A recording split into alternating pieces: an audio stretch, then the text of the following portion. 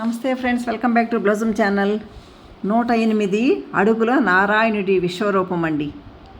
ఆకాశాన్ని తాకుతున్న నారాయణుడి విగ్రహం కోదండ రామస్వామి ఆలయం అండి. 7 పడగల ఆదిశేషుని నీడలో 108 అడుగుల శ్రీమన్నారాయణుని విశ్వరూపం బెంగుళూరు నడిబొడ్డున ఆకాశాన్ని తాకుతూ ఉన్నట్టు అనిపిస్తుందండి.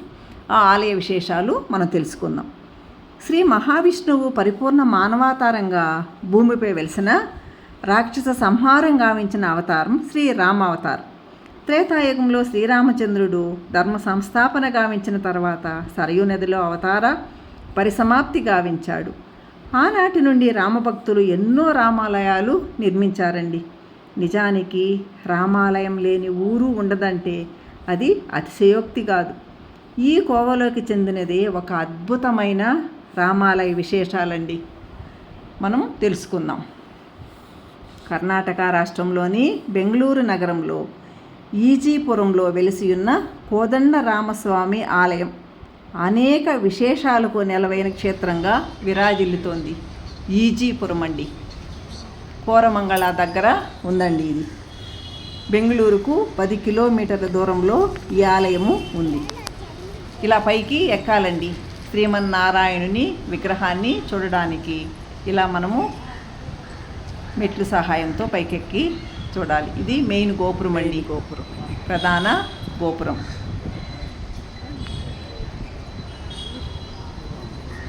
ఇక్కడ ఉంది చూడండి, 100 రూపీస్ అండి టికెట్ పైకి ఎక్కడానికి. ఇలా విష్ణుమూర్తి పాదాలు తాకుతున్నారండి. ఎంత పెద్దగోనండి విష్ణుమూర్తి పాదాలు. పాదాలు తాకండి, మీరు తాకండి. ఈ ఆలయం భక్తుల పాలిట కొంగు బంగారంగా విరాజిల్లుతోందండి.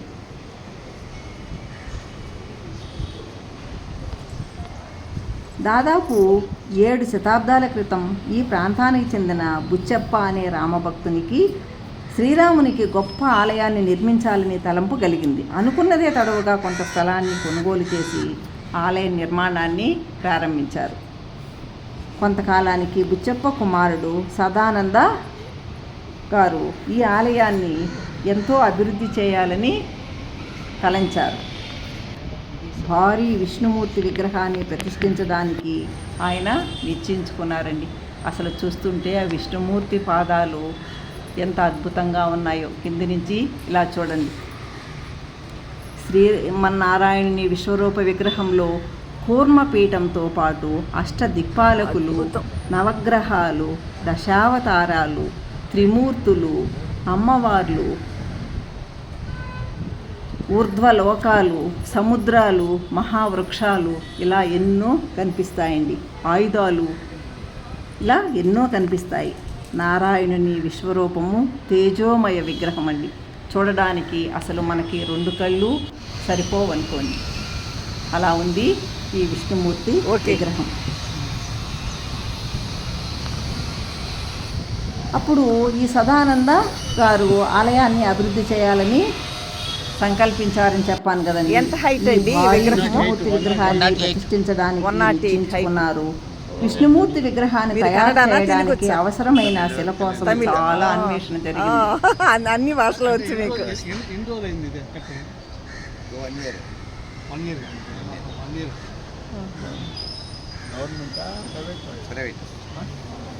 ప్రైవేటు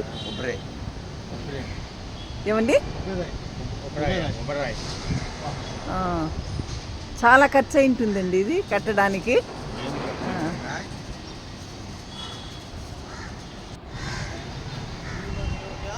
ఎన్నో ప్రాంతాలు తిరిగిన తర్వాత చివరకు తిరువన్నామలైలో లభ్యమైందండి ఏకశిల అండి. అది ఆలయ నమూనా అండి. ఇది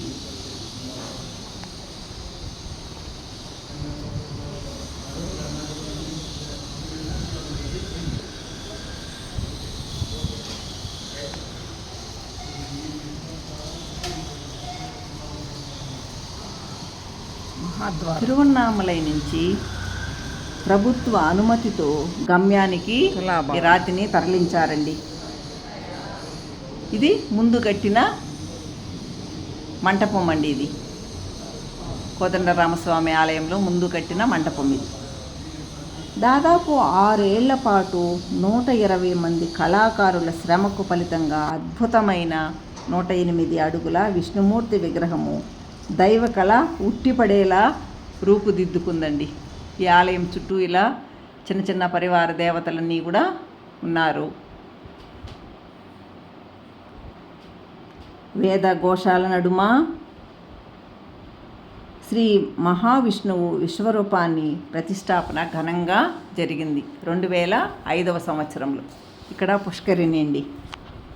బెంగళూరు రైల్వే స్టేషన్ నుంచి 10 కిలోమీటర్ల దూరంలో ఉన్న ఈ ఆలయానికి చేరుకోవడానికి బస్సులు ఉన్నాయండి. ఇక్కడ ఆంజనేయ స్వామి నెల్లూరు నుంచి వచ్చారండి. ఇక్కడ ఉన్నారు చూడండి. ఆంధ్ర, మేము చిత్తూరు వాళ్ళమండి.